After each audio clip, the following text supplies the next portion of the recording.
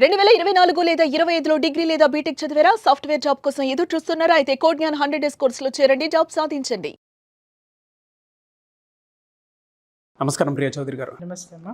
రీసెంట్గా మనం చూస్తూనే ఉన్నామండి. గత ఫ్యూ డేస్ నుంచే ఐ థింక్ సోషల్ మీడియాలోనూ దీనికి సంబంధించినటువంటి సో కాల్డ్ సెలబ్రిటీస్ ఎవరైతే ఉన్నారో ఎక్కువగా వాళ్ళ జీవితాలకు సంబంధించినటువంటి అప్డేట్స్ మీద ఎక్కువ ఫోకస్డ్గా చూపించి మరీ చెప్తూ ఉన్నారు. ఈ విధంగా ఉంది అని చెప్పేసి పేర్లు మెన్షన్ చేయడం ఎందుకు, కానీ ఎందుకంటే టాపిక్ అందరికీ తెలిసిందే. ఫ్రెండ్స్ అనే చెప్తున్నారు, ఫ్యూచర్ ఏ విధంగా ఉంటుందనేది తెలియదు. ఒక ఐటెం లాగా అయిపోయిందేమో అన్నట్టుగా ఉంది. ఎలా తీసుకోవచ్చు అంటారండి? అంటే విచ్చలవిడితనానికి వెళ్ళిపోతున్నట్టు అనిపిస్తుందా? ఎలా తీసుకోవాలంటారు? అసలు బాధ్యత లేకుండా ఉందంటారా? నాగరాజ్ గారు, మనం చాలామంది సెలబ్రిటీస్ జీవన విధానం, వాళ్ళ ఇష్యూస్ గురించి డిస్కస్ చేసాం. అవును. మనం డిస్కస్ చేసినప్పుడల్లా అది పెద్ద టాపిక్ అవుతుంది వేరే వాళ్ళకి. ఎందుకు వాళ్ళకంటూ ఒక వ్యక్తిగత జీవితాలు ఉండవా, వీళ్ళు ఎందుకు దూరిపోతున్నారు అని నేను యాక్సెప్ట్ చేస్తా. వ్యక్తిగత జీవితాలు ఉంటాయి. ఇప్పుడు ఆ వ్యక్తిగత జీవితం గురించే మాట్లాడతా. అయితే దీనికంటే ముందు అసలు వాటన్నిటి మీద వదంతులు పుట్టించేటటువంటి వీడియోస్ మీద వీళ్ళు ఏం చేస్తున్నారో నాకు అర్థం కాదు. ఫస్ట్ ఆఫ్ ఆల్ దాన్ని ఖండిస్తున్నాను నేను. ముందు ఏదైతే వదంతులు వస్తున్నాయో ఆ వదంతుల్ని ఒక విధంగా సప్రెస్ చేసి మనుషుల మీద ఇన్ఫ్లుయెన్స్ అవ్వకుండా ఉండడం కోసమే మనం చేసేటటువంటి ప్రయత్నం ఇది. ఎవరితో విడిపోయారో, ఎవరితో కలిసి ఉన్నారో, ఎవరు ఎందుకున్నారో వాళ్ళ వ్యక్తిగత జీవితం ఈరోజు రచ్చకెక్కి మీడియా జనాలందరికీ చూపిస్తుంది కదా, చూడండి చూడండి చూడండి చూడండి, ఈమెకిన్నో మగుడు, ఆయనకన్నో భార్య, ఈమె ఇది అంట, ఆమె అదంట, ఈవిడ బ్యాక్గ్రౌండ్ తెలిస్తే షాక్ అవుతారు, ఆవిడకి ముందు తెలిస్తే ఒక షాక్ అవుతారు. ఇలాంటివన్నీ వార్తలన్నీ పుంకాలుగా వచ్చేసి ఇప్పుడు నువ్వు డివోర్స్ ఇచ్చే పని లేదు, భార్యగా నేనే కూర్చుంటాను అని అన్నావు. భేష్, అది నిజంగా అభినందించదగ్గ విషయము. ఆ నిర్ణయం చాలా గొప్పది. ఎందుకంటే బయటికి రావద్దు. నేను చాలామందికి చెప్తూ ఉంటా, సాధ్యమైనంత బయటికి రావద్దండి.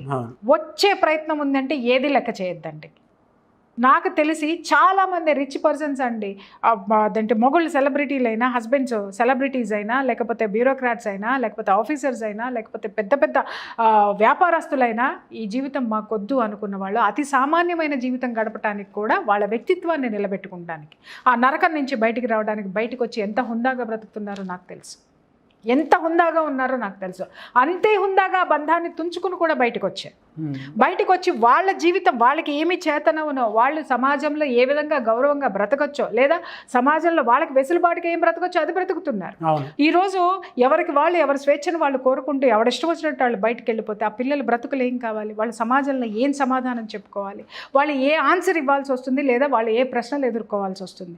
ఇవన్నీ ఆలోచించి చాలామంది ఈరోజు 100కి 90 ఫ్యామిలీలన్నీ కూడా అడ్జస్ట్మెంట్ అండ్ కాంప్రమైజింగ్ తోటి బ్రతుకుతున్నాయి. సరే, మిగిలినవన్నీ ఇలాంటివి బయటకు వచ్చేసారు అని అనుకుందాం నాగరాజ్ గారు. అనుకున్నవన్నీ కూడా కొన్ని ఏమవుతుందంటే, వాళ్ళు ఎడ్యుకేట్ అయ్యి ఉంటే కనుక, ఎస్ నాకు ఈ గొడవలన్నీ నాకెందుకు, నా కాళ్ళ మీద నేను నిలబడగలను, లేదా నేను బయటకు వచ్చేసాను అని అంటే నా జీవితం ఏదో నేను బ్రతుకుతానని ఆడవాళ్ళు బయటకు వచ్చినా నాకొద్దు, ఎంతో కొంత నేను వాళ్ళకి ఇచ్చేసేసి వాళ్ళ జీవితం వాళ్ళది, నా జీవితం నాది, పరువు ఇన్ ద సెన్స్ మనశ్శాంతిగా బ్రతుకుదామని చెప్పేసి దేనికది బిహైండ్ ద స్క్రీన్ సార్ట్అవుట్ చేసేసుకొని ఎవరి జీవితాలు వాళ్ళు హ్యాపీగా బ్రతుకుతున్నటువంటి జీవితాలు లేవా? ఉన్నాయి. బట్ ఇవన్నీ ఎందుకు జరుగుతున్నాయి? పిల్లలు. మనము రోడ్డు మీదకి వచ్చాము అని అంటే దాని ఎఫెక్ట్ ఎవరి మీద పడుతుంది? Other side of the coin. మీరు అడిగారు సెలబ్రిటీస్ కదండి ఇలా ఉన్నారు. ఇవాళ రేపట్లో నాగరాజు గారు సుప్రీంకోర్టు ఒకటి ఇచ్చింది. ఏంటి? ఆడ మగ కలిసి సహజీవనం చేయవచ్చు అనేది ఒకటి ఇచ్చింది. అలాగే కలిసి ఉన్నా కూడా తప్పు లేదు అని చెప్పేసి ఒకటి ఇచ్చింది. ఇవాళ నువ్వు ఏ బేసిస్ మీద వాళ్ళని బయటికి లాగావు? ఏ బేసిస్ మీద? ఇప్పుడు నువ్వు పోలీస్ స్టేషన్కి వెళ్ళి ఇల్లీగల్ కాంటాక్ట్ అనడానికి లేదండి. ఇల్లీగల్ కాంటాక్ట్ అని ఎట్లా రాస్తారు వాళ్ళు?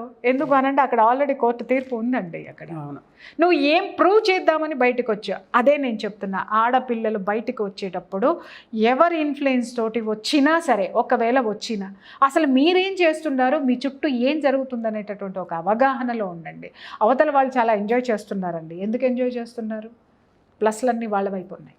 అవును, ప్లస్లన్నీ వాళ్ళ వైపు ఉన్నాయండి. ఎందుకు అనంటే ఆల్రెడీ నువ్వు రచ్చకెక్కేసావు, ఇంకేం చేస్తావు? పాప ఇన్నాళ్ళు బట్టి ఒక విషయం చెప్పాలి అనంటే సమాజానికి భయపడో, నీకు భయపడో వాళ్ళు గుట్టుగా ఉన్నారు.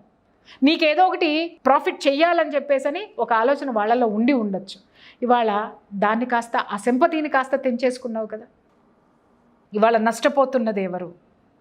అండ్ వన్ మోర్ థింగ్, మీరు ఇంకొక మాట అడిగారు, అవతల ఆమె భర్త కూడా ఇట్లా ఎలిగేషన్స్ చేస్తున్నారండి అని అంటే సడన్గా ఎస్. నాగరాజు గారు, నేను ఒక విషయం నేను చెప్తానండి. ఉండొచ్చు, ఇప్పుడు తప్పులు లేవు, అందరూ శుద్ధ మొక్కలని నేను ఎక్కడ చెప్పను. ఎవ్వరూ కాదండి, మీరు కాదు, నేను కాదు. అర్థమైందా? నాకు తెలియకుండా నేను బోల్డ్ తప్పులు చేసి ఉండొచ్చు, తెలిసి తప్పులు చేసి క్షమాపణ చెప్పు ఉండొచ్చు, లేకపోతే చెయ్యకూడదు అని ఒక ప్రామిస్ చేసుకొని కూర్చొని ఉండొచ్చు. ఎవ్వడం జీవితంలో తప్పులు చేయకుండా ఇది చేయకుండా ఎవరం లేము.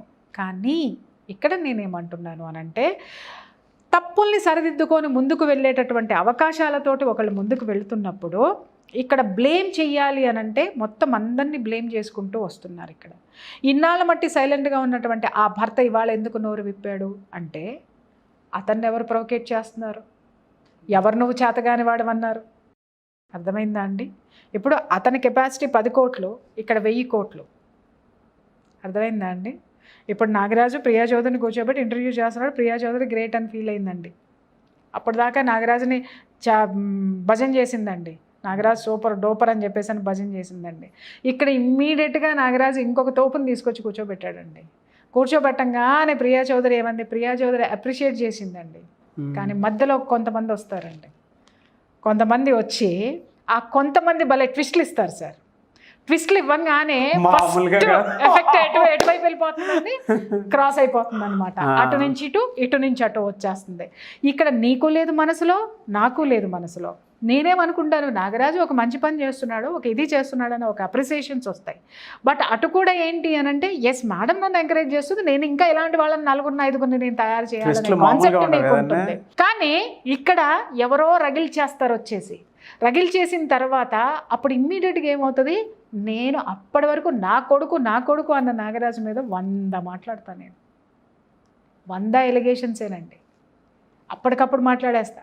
నాకు ఎప్పటి నుంచో తెలుసండి, నాకు అట్లా తెలుసండి, నాకు ఇట్లా తెలుసండి అని మాట్లాడతాను. ఎందుకు మాట్లాడతాను, ఎవడో గెలికాడు నన్ను. అవన్నీ తప్పులు ఉండొచ్చు, అవన్నీ పొరపాటు, కానీ సర్దుకుపోయావు. ఎందుకు సర్దుకుపోయావు, మీకు నాకు మధ్య ఉన్న అండర్స్టాండింగ్తో. అట్లాగే ప్రియా చౌదరి అనగానే ఇమ్మీడియట్గా నాగరాజుకి లెగిస్తుంది. ఏమనుకుంటుందండి ఆవిడ, ఏంటి అనుకుంటున్నారు సార్, నేను ఇంత భరించానండి, ఆవిడని ఇంత చేసుకుంటూ వచ్చానండి, నేను ఇన్ని వెసులుబాట్లు ఇచ్చానండి, ఇంత ఇచ్చానండి, అయినా సరే ఆవిడ ఇలా చేస్తున్నాను. ఎక్కడి నుంచి వచ్చింది నీకు అది? ఇన్నాళ్ళ మట్టి లేదా?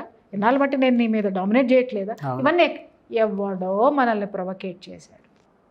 మనలో ఉన్నటువంటి ఆ యొక్క జలస్ని కానివ్వండి గెలికాడు.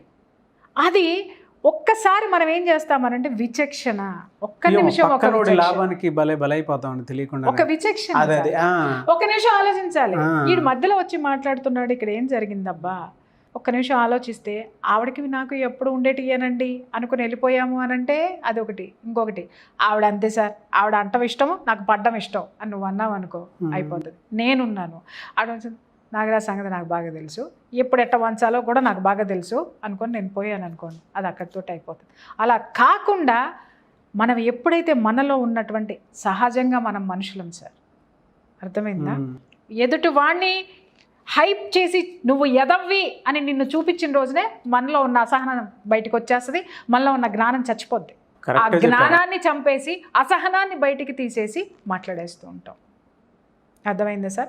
అప్పుడు అది ఎదుటివాడికి పండగ, వాడే అహం చల్లబడుతుంది. అమ్మా వీళ్ళిద్దరూ నిన్నటిదాకా హిట్ల మీద హిట్లు కొట్టి దేశాన్ని దున్ని పారేసినారు, పర్వాలేదు వీళ్ళిద్దరిని చీల్చి అవతలు పారేసాను, దరిద్రం పోయింది పో. ఎందుకంటే వాడు ఇక్కడ రాలేడు, అక్కడ రాలేడు, కానీ వీళ్ళిద్దరిని మాత్రం ఏ పారేయగలడం.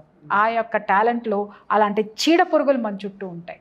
ఆ చీడ పురుగుల్ని ఎప్పటికప్పుడు గుర్తించి అవతల పారేసుకున్న రోజున పంట మన చేతికి వస్తుంది, మన ఇంటికి వస్తుంది, మనకి దాని యొక్క బెనిఫిట్ అనేది ఉంటుంది. లేదనుకోండి, ఆ యొక్క చీడ పురుగుని, ఆ పట్టినటువంటి చీడని గనక వదిలేసామనుకోండి, గుర్తించక వదిలేసామనుకోండి, పంట నాశనం అవుతుంది, జీవితం నాశనం అవుతుంది. కాబట్టి ఎవరికి వాళ్ళు మాట్లాడుతున్నారు, విచక్షణ కోల్పోతున్నారు అంటే పక్కవాడి యొక్క ప్రొవకేషన్ అనేది, ఇన్ఫ్లుయెన్స్ అనేది ఖచ్చితంగా ఉంటుంది. ఇవాళ నేను మాట్లాడుతున్న ఎవరి జీవితాలు వాళ్ళే నాగరాజు గారు, వాస్తవంగా మాట్లాడుతున్నా. కానీ కొన్ని విషయాలు సంఘం మీద, సమాజం మీద పడిన రోజున మనం ఖచ్చితంగా విశ్లేషించాలి. మనం విశ్లేషిస్తున్నాం కానీ ఎవరిని వ్యతిరేకించట్లేదు. అవును. ఎవరి గురించి మాట్లాడలేదు. దయచేసి ఎవరి జీవితాలు వాళ్ళే. మొన్నటి వరకు ఒక సెలబ్రిటీ గురించి మాట్లాడుకున్నాం, సూసైడ్ చేసుకున్నాం. అంతకుముందు అంతా ఇద్దరు సెలబ్రిటీలు విడిపోయినందుకు మాట్లాడుకున్నాం. అంటే ఎప్పటికప్పుడు ఇవాళ మనం ఇది హాట్ టాపిక్గా ఎట్లా కూర్చొని ఆవేశంగా మాట్లాడుతున్నామో మొన్నటిది తలుచుకున్నామంటే అది అయిపోయింది కదా, దాన్ని ఎవరు తెగుతారు? అంత ఎమోషన్ ఇప్పుడు ఉంటుందా? ఉండదు. ఎమోషన్ అనేది ఇట్ ఈస్ జస్ట్ లైక్ తాటాకు మంట లాంటిదండి. తాటాకు మంట ఎలా వస్తుంది చూడండి. తాటాకుని, ఎండిపోయిన తాటాకుని వెలిగించండి మీరు, గొప్పమని అంటుంది. ఆ సెగ ఏమన్నా ఉపయోగపడుతుందా? ఉపయోగపడదు. భంగమని లేసేసి మళ్ళీ చల్లగా అయిపోతుంది. మంట చూడడానికి గొప్పగా ఉంటుంది, దానివల్ల ఉపయోగం లేదు. ఇవి కూడా అంతే. విచక్షణ అది కోల్పోవద్దు. సంయమనం అసలు కోల్పోవద్దు. మనల్ని రోడ్డుకి ఇచ్చడానికి, మనల్ని రెచ్చగొట్టడానికి మన చుట్టూ ప్రతి నిమిషం జనాలు ఉంటారు. మనం ఎటువైపు డ్రైవ్ చేయబడుతున్నాం అనేటటువంటి విచక్షణ మన లోపల మనకు ఒకసారి తొంగి చూసుకుంటే మనలోనే ఒక గొప్ప స్నేహితుడు ఉంటాడు, మనకి మార్గాలు చూపిస్తాడు. దాని ద్వారా మనం పోయి సమస్యలను సాల్వ్ చేసుకోవాలి తప్ప డోంట్ ఇన్ఫ్లుయెన్స్డ్ బై అదర్స్. అందుకే అంటుంటారు ఫాలో యువర్ హార్ట్ అని, not mind. Mind is a messy అని. Exactly. Thank you so much Priya Chowdary garu. Thank you.